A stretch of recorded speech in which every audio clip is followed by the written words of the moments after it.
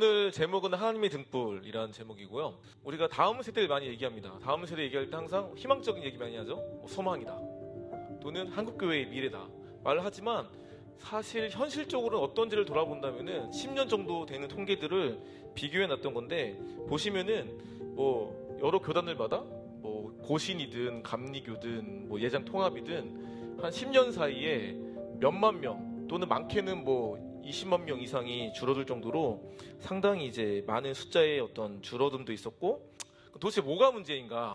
공부, 학업에 대한 어떤 문제들 때문에, 그리고 때로는 저출산 때문에 말도 하고, 신앙 교육의 어떤 약화함, 교회 교육이 좀 떨어져서라도 말도 있고, 또 학교에서 상당히 비기독교적인 어떤 내용을 다루기 때문에 여러 가지가 있지만, 우리가 지금 한국교회에 대한 문제를 바라볼 때 서로 상당히 의견이 엇갈린다는 거예요. 그러니까 문제점에 대해서는 동의를 하지만 거기에 누가 책임이냐는 어떤 부분에 대해서 상당히 말이 많은데, 오늘 이제 사무엘상 3장 1절 부분, 이 사무엘이 엘리 앞에서 여호와를 섬길 때에는 여호와의 말씀이 희귀하여 이상이 흔히 보이지 않았더라. 그때 당시에도 몇천 년 전에 아이 사무엘, 엘리 그 제사장 시대에 해도 여전히 여호와의 말씀은 희귀하고 들리지 않았다. 그러니까 영적인 암흑기를 말하겠죠. 영적인 암흑기 가운데 어떤 것이 그분의 뜻인가, 어떤 것이 하나님 뜻인가 구분이 필요한데, 상당히 구분하기 어려운 게 그때의 모습이기도 하고 우리의 시대이기도 합니다. 교회들마다 또는 사람들마다 워낙 엇갈리는 과정 가운데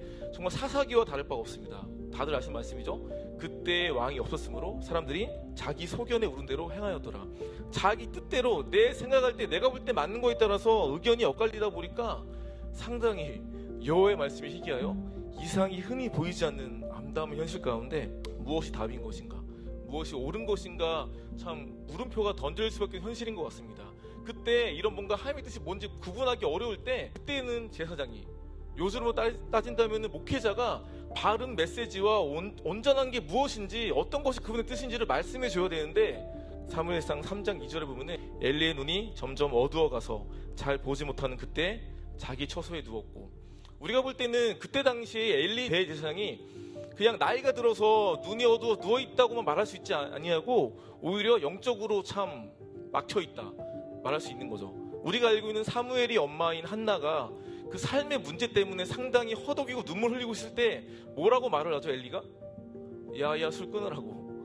그러니까 술 먹어서 지금 주정하는 게 아니고 술 먹어서 우는 게 아닌데, 그분께 애통하며 울고 있는데 그걸 바라보는 엘리의 평가는 술 끊으라고. 그때 당시에 영적으로 이게 옳다, 이게 그러다, 이게 옳지 않기 때문에 회개하라고 말해야 되는 어떤 그런 현실 가운데 그게 안 되는 안타까운 모습을 그때도 보고 있고 지금도 보고 있는 겁니다. 만약 제가 단순히 어떤 눈에 보이는 결과들과 통계들만 봤다면은 저는 어떤 의미에서 이 말씀처럼 정말 어둡다, 정말 한국교회가 소망이 없다, 정말 답이 없다고 말했을지 모르겠는데, 하나님께서는 곳곳에 하나님의 사람들을 보게 하심을 통해서, 특히 젊지만 또는 어리지만 하나님의 사람들을 보게 하심을 통해서 하나님의 등불은 아직 꺼지지 아니하였으며, 우리는 포기해도, 나는 포기해도 여전히 그분의 역사는 포기되지 않고 있구나, 여전히 하나님의 등불은 꺼지지 아니하고 있구나 느끼면서, 한 친구 얘기하면 여긴 대구 쪽 아이들인데 고3 때 사진이에요. 한 4명, 5명 정도밖에 안 되는 작은 모임이었겠죠? 이 사진 보시면 알겠지만. 근데 원래 이 친구들이 원래 고1, 고2 때는 어떻게 모였느냐? 더 적은 숫자였어요. 딱 2명. 2명이서 어떤 장소? 복도에서 했던 친구들이에요. 이게 무슨 10년 전 이야기가 아니라 불과 한 3년 전 이야기고, 1, 2학년 때 오죽했으면 복도에서 했겠습니까?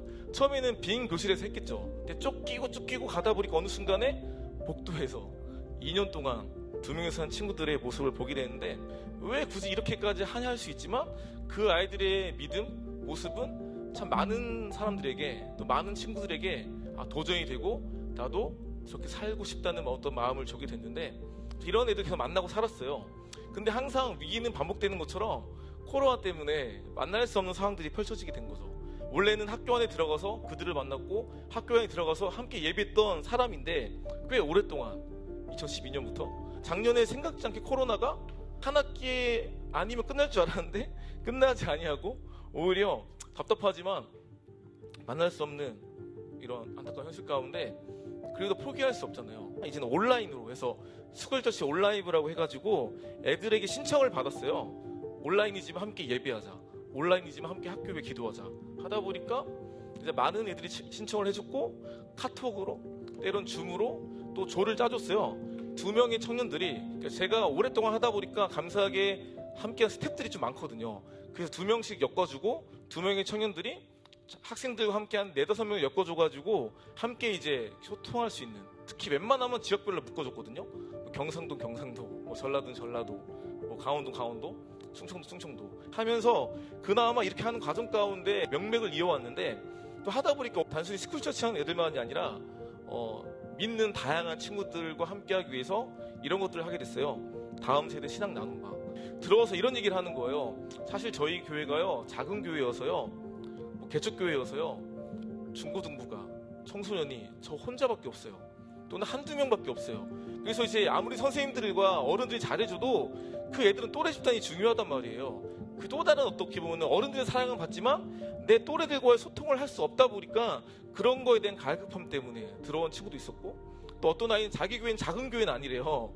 작은 교회는 아닌데 신앙을 나누자고 이제 친구들한테 얘기했더니 교회 다니는 애들한테 싫다고, 꼭 해야 되겠냐고. 참 그 애들이 신앙에 갈급함이 있었구나. 누가 볼 때 요즘 애들이 뭐 소망이 없다, 또는 요즘 애들이 믿음이 없다 말할지 모르겠지만 여전히 그 애들 가운데 하나님께서 어떤 복음을 심겨주시고 믿음을 심겨주셔가지고 그 어려운 가운데서도 믿음을 지켜나가겠다는 고백들을 한다는 거죠. 그 작년에 코로나 시기에도 이 학교 모임을 포기하지 않고 스쿨처치에 포기하지 않고 이끌어온 애들이 있는 거예요. 포기하지 않은 애들이 고백. 충분히 안 된다, 못한다는 현실 가운데 포기하지 않은 애들 고백을 함께 보도록 하겠습니다.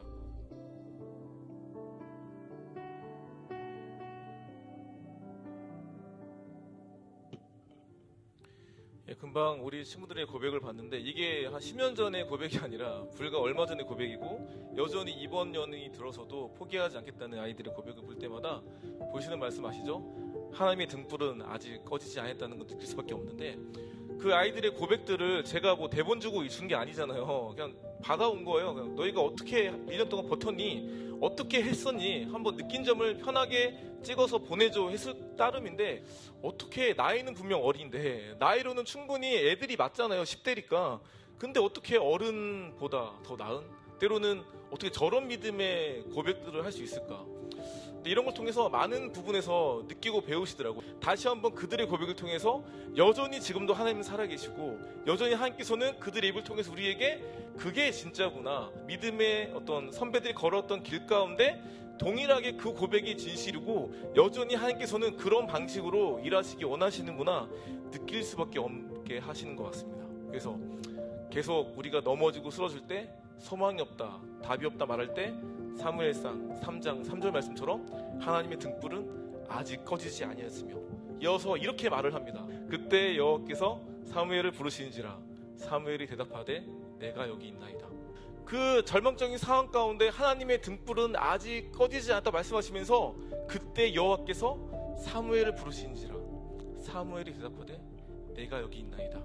그렇게 여전히 다음 세대들을, 여전히 소수일지 모르겠지만 남은 자들을 부르시고 그들을 정말 이 시대 가운데 다시 한번 불꽃으로, 불씨로서 이어가고 계십니다. 이번에도 새롭게 아이들한테 신청을 받았어요. 2021년에도 함께 예배하겠니? 그래서 신청을 받았을 때 30명이 넘는 친구들이 신청을 했고, 그 중에서 물어봤어요. 지금 너희 학교들 가운데 얼마나 하고 있니? 원래 불과 재작년만 해도 2019년도만 해도 전국에 진짜 많았어요. 뭐 500개가 넘는 학교들, 전국에 한 뭐 7,000개 학교들이 있다면 그 중에 거의 10분의 1 가까이가 있던 현실이었어요. 근데 작년의 시간을 통해서 있던 학교들 가운데, 스쿨처치가 있던 학교들 가운데 작년에 간신히 이어왔거나 아니면은 이어왔는데 이번 년이 돼서 없어지는, 자연 소멸될 수밖에 없는 학교가 진짜 많거든요. 예전에 어떤 지역에서 뭐 100개를 했든 50개를 했든 상관없이 그거는 과거의 영광과 다를 밖에 없는 현실이란 말이에요.